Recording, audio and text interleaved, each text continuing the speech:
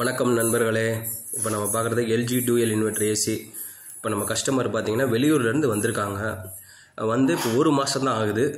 ஏசிலாம் மாட்டி நல்லபடியாக பண்ணிட்டாங்க. நல்லா கூலிங் வந்துச்சு. படிப்படியாக கூலிங் குறைய ஆரம்பிச்சிருச்சுன்ட்டாங்க. நம்ம பார்க்கும்போது சுத்தமாக கூலிங் இல்லை. அப்புறம் என்ன பிரச்சனை ஏது பிரச்சனைன்னு பார்க்கும்போது அவங்க யூனிட்டில் வந்து சுத்தமாக கேஸ் இல்லை.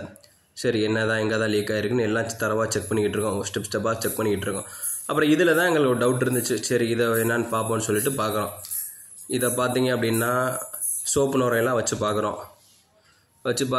எந்த லீக்குமே வரல.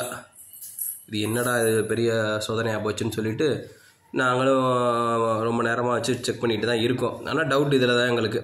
அதுக்கப்புறம் பார்த்தீங்கன்னா ரொம்ப ரொம்ப மைன்யூட்டாக அப்படியே லீக் வருது.